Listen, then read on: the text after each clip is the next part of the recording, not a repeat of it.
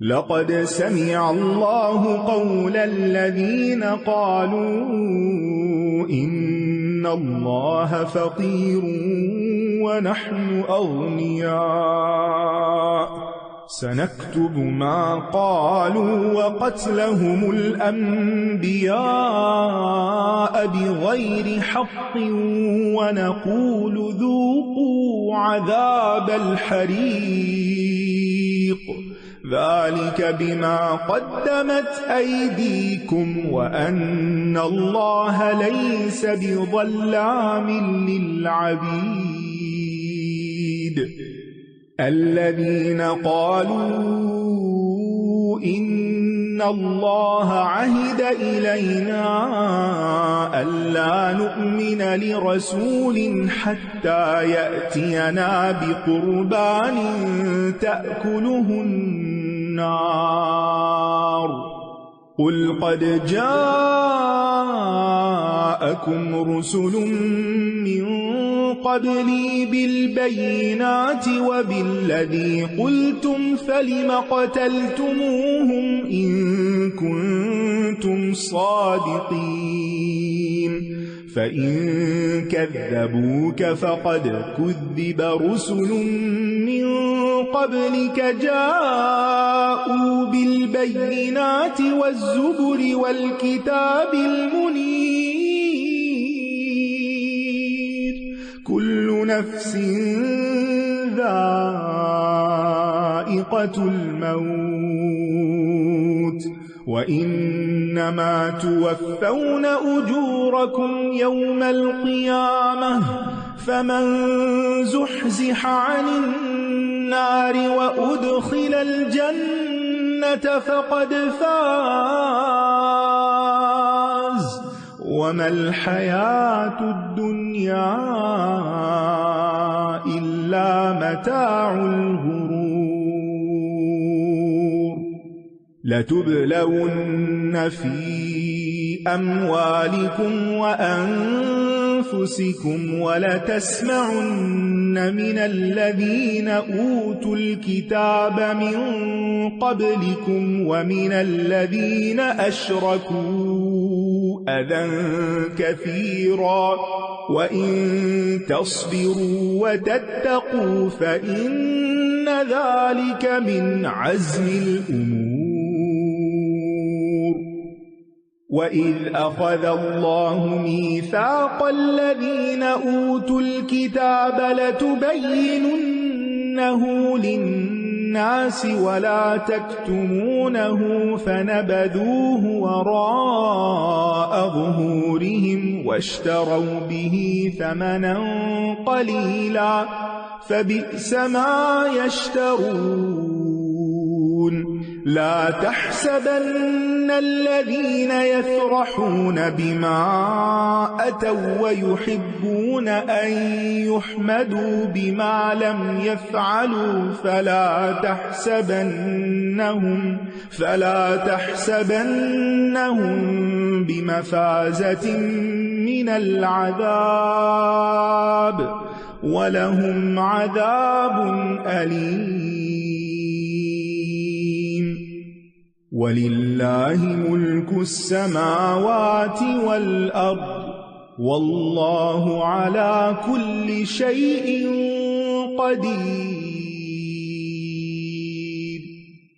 یقیناً اللہ نے ان لوگوں کی بات سن لی جنہوں نے کہا اللہ فقیر ہے، یعنی اس لیے ہم سے مانگتا ہے، اور ہم مالدار ہیں، ہم ضرور لکھ لیں گے جو انہوں نے کہا، اور انبیاء کا ناحق قتل کرنا بھی، اور ہم کہیں گے چکھو مزہ جلانے والے عذاب کا۔ سبحان اللہ، بندے اللہ کو ایذا پہنچاتے ہیں، پھر بھی اللہ تعالیٰ بردباری سے پیش آتا ہے، انہیں جینے کی مہلت دیتا ہے، انہیں مال دیے رکھتا ہے۔ کتنا عظیم ہے ہمارا رب۔ انسان کو ہمیشہ اپنی زبان سے سوچ سمجھ کے بات کرنی چاہیے، خاص طور پر جب بات اللہ سبحانہ وتعالیٰ کے حوالے سے ہو، کبھی بھی ادب کا دامن ہاتھ سے نہ چھوٹے۔ ہم سب اپنے نفس پہ لازم کر لیں کہ کوئی ایسی بات نہیں بولیں گے جو اللہ کو ناراض کرنے والی ہو، اور اس کی دعا بھی مانگیں گے کہ اللہ ہمیں ہمیشہ اپنی رضا کی بات کرنے کی توفیق دے، کیونکہ ہر بات لکھی جا رہی ہے، سنکتب ما قالوا، ریکارڈ ہو رہی ہے اور یہ ریکارڈز ہمارے سامنے پیش کر دیے جائیں گے. یہ عذاب اس وجہ سے ہے جو تمہارے ہاتھوں نے آگے بھیجا، اور بے شک اللہ بندوں پر قطعاً ظلم کرنے والا نہیں. ظلام مبالغے کا صیغہ ہے، یعنی چھوٹا نہ بڑا ظلم، کسی بھی طرح کا کوئی ظلم کرنے والا ہے ہی نہیں. وہ لوگ جنہوں نے کہا کہ اللہ نے ہم سے عہد لے رکھا ہے کہ ہم کسی رسول پر ایمان نہ لائیں جب تک کہ وہ ہمارے پاس ایسی قربانی نہ لے آئے جسے آگ کھا لے، کہہ دیجئے تمہارے پاس مجھ سے پہلے کئی رسول واضح نشانیاں لا چکے، اور وہ بھی جو تم کہہ رہے ہو، پھر تم نے انہیں کیوں قتل کر ڈالا اگر تم سچے ہو؟ پھر اگر یہ آپ کو جھٹلائیں تو یقیناً آپ سے پہلے کئی رسول جھٹلائے گئے جو واضح دلائل اور صحیفے اور روشن کتاب لائے تھے. ہر شخص موت کا ذائقہ چکھنے والا ہے، اور بے شک تم قیامت کے دن اپنے اعمال کا پورا پورا اجر دیے جاؤ گے. یعنی مرنا تو ہے ہی، اور مرنے کے بعد تو پھر جزا ہی جزا ہے، اچھی یا بری. تو جو کوئی آگ سے دور کر دیا گیا اور جنت میں داخل کر دیا گیا تو یقیناً وہ کامیاب ہو گیا، اور دنیا کی زندگی تو محض دھوکے کا سامان ہے. یعنی انسان کی اصل عظیم ڈیسٹینیشن جنت ہے، جو وہاں پہنچ گیا وہ کامیاب ہوا. جہاں تک دنیا کا تعلق ہے، وَمَا الْحَيَاةُ الدُّنْيَا إِلَّا مَتَاعُ الْغُرُورِ، تو یہ تو دھوکے کا سامان ہے. بعض اوقات انسان کسی چیز کو اچھا دیکھتا ہے لیکن وہ حقیقت میں اچھی نہیں ہوتی. کسی چیز سے بہت اٹریکٹ ہوتا ہے لیکن وہ اس قابل نہیں ہوتی. کسی چیز کے بارے میں برا سوچتا ہے حالانکہ وہ بری نہیں ہوتی. یہ دھوکا ہے نا، ہم نے دھوکا کھایا نا، کیونکہ ہم نے چیزوں کو ایسا دیکھا جیسی وہ تھی نہیں. آنکھوں پہ پردہ پڑ گیا، کانوں پہ پردہ پڑ جاتا ہے، دل صحیح سوچنے کے قابل نہیں ہوتا. تو اس لیے یہ دعا بھی کرنی چاہیے، اللہم ارنا حقیقت الاشیاء کما ہی، اللہ چیزوں کی حقیقت ہمیں ایسے ہی دکھا جیسے وہ ہیں، ہم کسی دھوکے کا شکار نہ ہو.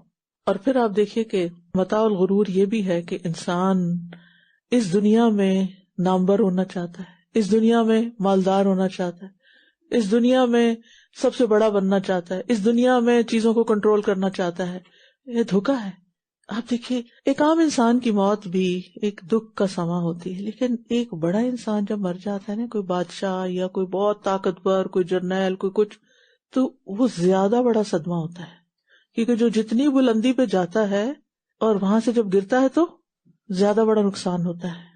تو دنیا میں بڑا بننے کی خواہش اور دنیا کی بڑھائیاں اور دنیا میں نمایاں نظر آنا اور دنیا کے لوگوں میں مشہور ہونا، یہ ساری خواہشات انسان کے لیے دراصل دھوکے کا سامان ہے، کیونکہ ان کی حقیقت کچھ نہیں.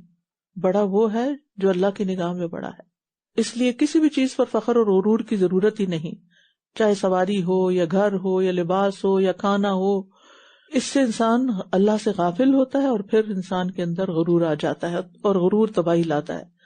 تم اپنے مالوں اور جانوں میں ضرور آزمائے جاؤ گے، اور تم اپنے سے پہلے کے اہل کتاب اور شرک کرنے والوں سے یقیناً بہت سی اذیت کی باتیں سنو گے. اور اگر تم نے صبر کیا اور تقوی اختیار کیا تو یقیناً یہ بہت ہمت کے کاموں میں سے ہے.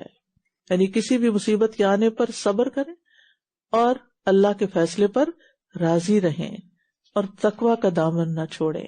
اور جب اللہ نے اہل کتاب سے پختہ عہد لیا کہ تم ضرور اس کتاب کو سب لوگوں کے لیے کھول کر بیان کرو گے اور اسے چھپاؤ گے نہیں، پھر بھی انہوں نے اس عہد کو پس پش ڈال دیا اور اسے تھوڑی قیمت میں بیچ ڈالا.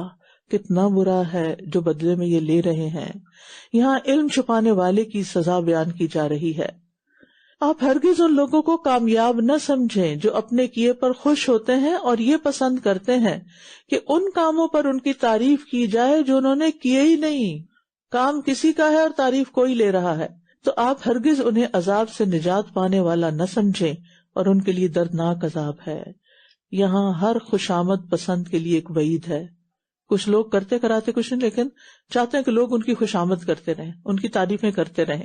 تو کسی بھی غلط کام پر، غلط بات پر خوش ہونا یہ دل کی موت کی علامت ہے کہ انسان کے اندر شعور ہی نہیں ہے. اور آسمانوں اور زمین کی بادشاہت اللہ ہی کے لیے ہے، اور اللہ ہر چیز پر پوری قدرت رکھنے والا ہے. جو اس حقیقت کو جان لے وہ اللہ کی نافرمانی کی جرات نہیں کر سکتا. वो अल्लाह के मुकाबले में खड़ा नहीं हो सकता, वो झुक जाएगा। इन्न फी खल्क़िस समावाति वल अर्दि वख्तिलाफिल लैलि वन नहारि लआयातिन लिउलिल अलबाब الذين يذكرون الله قياما وقعودا وعلى جنوبهم ويتفكرون في خلق السماوات والأرض ربنا ما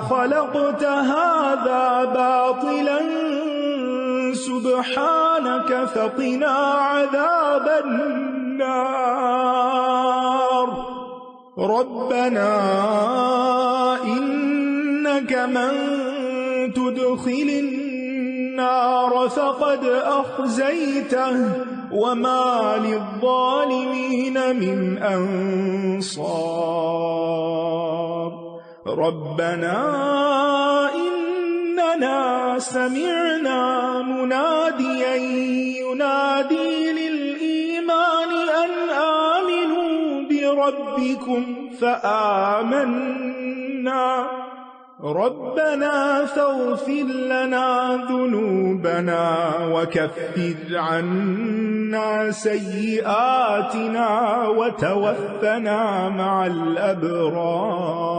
الأبرار ربنا وآتنا ما وعدتنا على رسلك ولا تخزنا يوم القيامة إنك لا تخلف الميعاد فاستجاب لهم ربهم أني لا أضيع عمل عامل منكم من ذكر أو أنثى بعضكم من بعض فالذين هاجروا وأخرجوا من ديارهم وأوذوا في سبيلي وقاتلوا وقتلوا لأكفرن عنهم سيئاتهم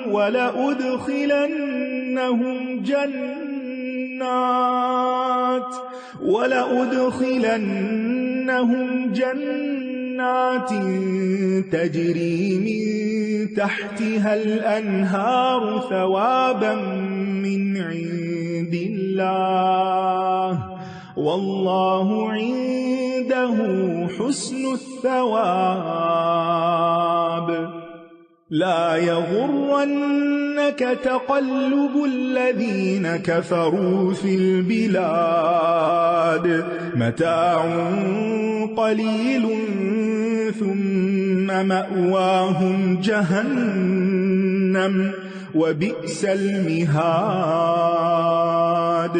لكن الذين اتقوا ربهم لهم جنات تجري من تحتها الأنهار خالدين فيها نزلا من عند الله وما عند الله خير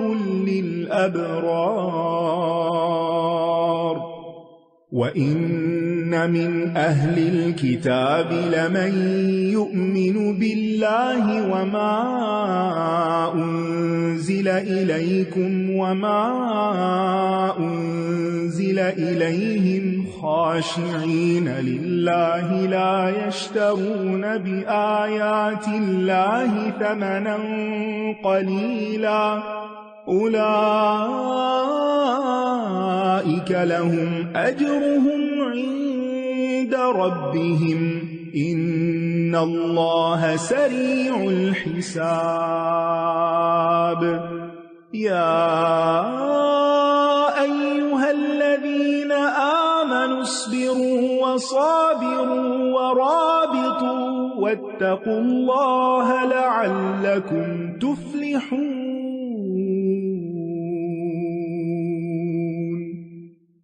बेशक आसमानों और जमीन की तख्लीक में اور رات اور دن کی آمد و رفت میں عقل والوں کے لیے بہت سی نشانیاں ہیں۔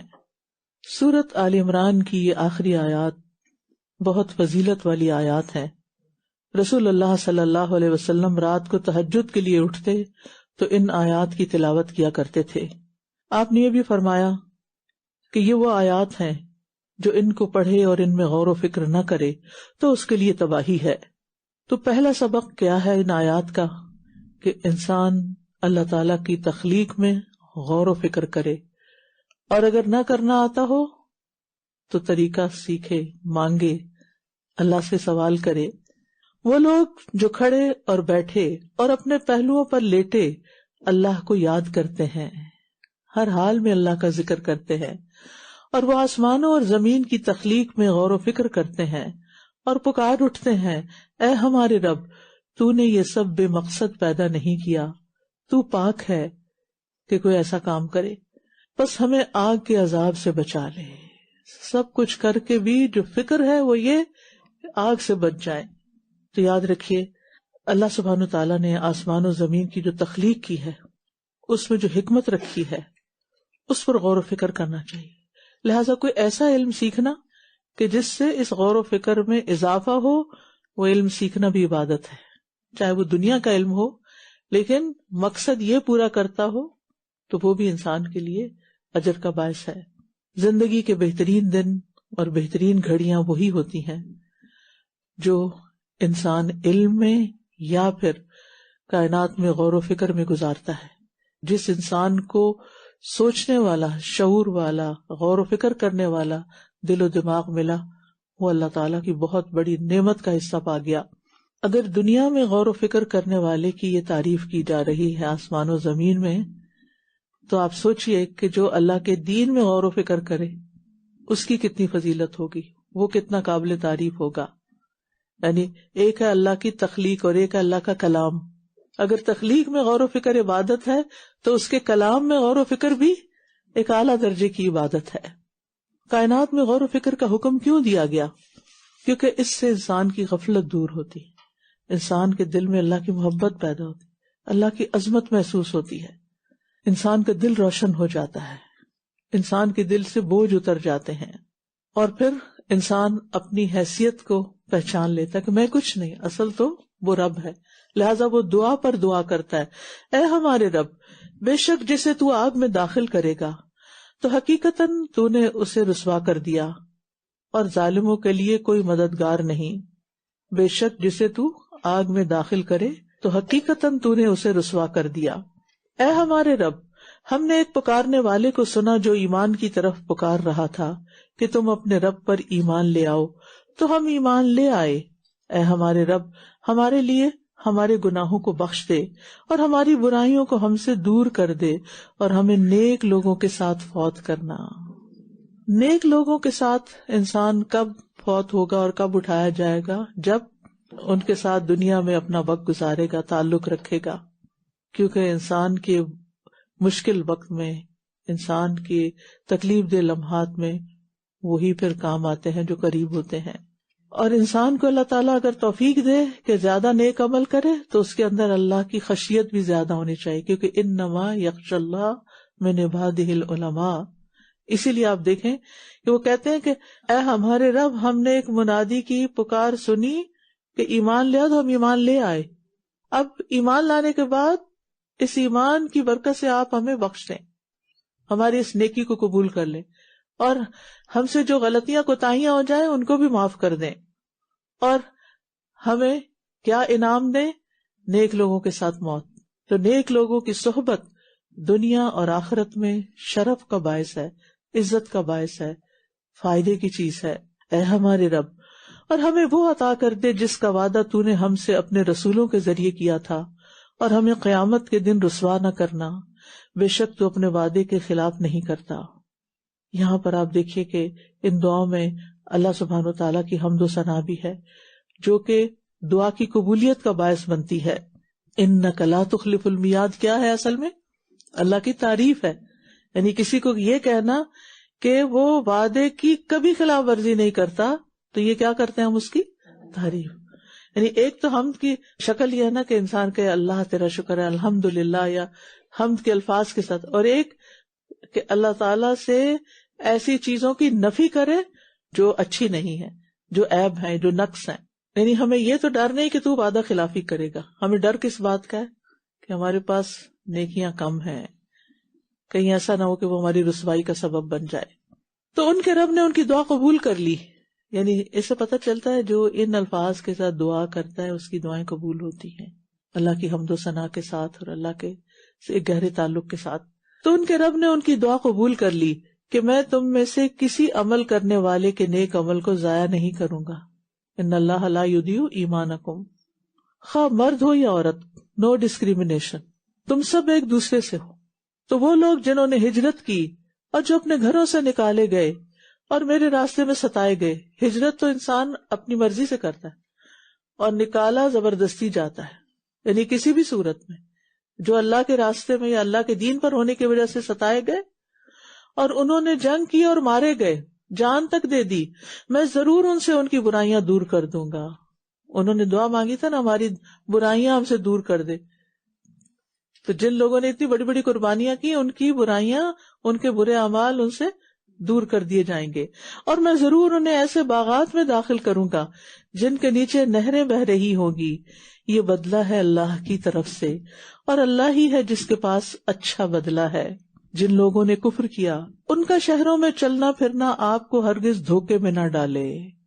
یعنی جو لوگ دنیا میں بہت آگے نکل چکے ہوں اور زمین پہ رہتے ہوئے مریخ پہ جانے کی باتیں کرتے ہوں، ان کی زندگی تمہیں دھوکے میں نہ ڈالے کہ وہ کامیاب ہے.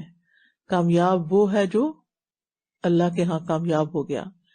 یہ تھوڑا سا فائدہ ہے، دنیا میں سب سے زیادہ امیر بن جانا تھوڑا سا فائدہ ہے، پھر ان کا ٹھکانہ جہنم ہے، اور وہ کتنا برا ٹھکانہ ہے. یعنی انسان اللہ کے نافرمانوں کی خوشحالی کو دیکھ کر غمگین نہ ہو کہ یہ تو مانتے بھی نہیں اللہ کو اور پھر اتنا آگے نکل گئے ہیں اور ہم نیک کام کر کر کے تھک گئے ہیں اور ہماری حالت نہیں بدلی. یعنی دنیا کے ساز و سامان سے دھوکہ نہیں کھانا. کبھی نعمتوں کا ملنا ڈھیل دینا ہوتا ہے اور کبھی نعمتوں کا چلے جانا آزمائش ہوتا ہے. لیکن وہ لوگ جنہوں نے اپنے رب کا تقوی اختیار کیا ان کے لیے ایسے باغات ہیں جن کے نیچے نہریں بہتی ہیں، وہ ان میں ہمیشہ رہنے والے ہیں. یہ اللہ کی طرف سے مہمانی ہے، اور نیک لوگوں کے لیے جو کچھ اللہ کے پاس ہے وہ بہت بہتر ہے، اس کا انسان تصور بھی نہیں کر سکتا. تو یہ ابرار کون ہیں؟ یہ نیک لوگ کون ہیں؟ یہ وہ ہیں جو نیک کام کرتے ہیں اور دوسری طرف لوگوں کو تکلیف نہیں دیتے، غلط کاموں سے بچتے ہیں.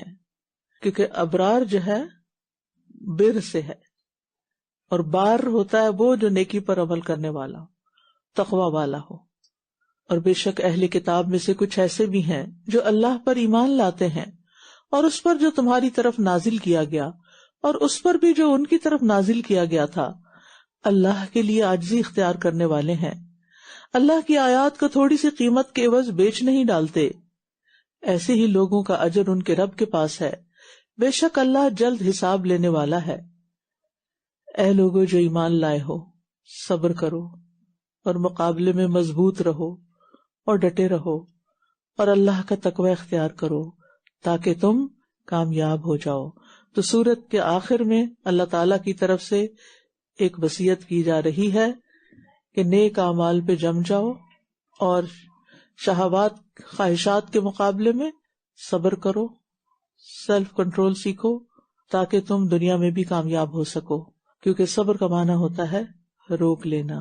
اللہ تعالیٰ سے دعا ہے کہ جو کچھ ہم نے سیکھا ہے ہمیں اس پر عمل کی توفیق عطا فرمائے اور اسے ہمارے دلوں کی ٹھنڈک اور سکون اور قرار کا باعث بنائے، اور ہم اس علم سے خود بھی فائدہ اٹھانے والے ہوں اور اپنے بچوں کو، اپنے نسلوں کو، اپنے دوستوں کو، اپنے پیاروں کو اور تمام انسانوں کو فائدہ پہنچانے والے ہوں. اللہ تعالیٰ ہماری ساری کوششوں کو قبول کر لے اور ہمیں ثابت قدمی عطا فرمائے، اور اللہ تعالیٰ تمام بیماروں کو صحت عطا فرمائے، سب دکھی لوگوں کے دکھ دور فرمائے اور سب کو اپنی طرف آنے کی توفیق عطا فرمائے. व आखिर दावाना अनिल हम्दुलिल्लाहि रब्बिल आलमीन। सुब्हानकल्लाहुम्मा व बिहम्दिका अशहदु अल्ला इलाहा इल्ला अंता अस्तगफिरुका व अतूबु इलैक। अस्सलामु अलैकुम व रहमतुल्लाहि व बरकातुहू। अल्लाहुम्मा जअलिल कुरआन रबीअ क़ल्बी व नूर सदरी। अल्लाहुम्मा जअलिल कुरआन रबीअ क़ल्बी व नूर सदरी। अल्लाहुम्मा जअलिल कुरआन रबीअ क़ल्बी व नूर सदरी।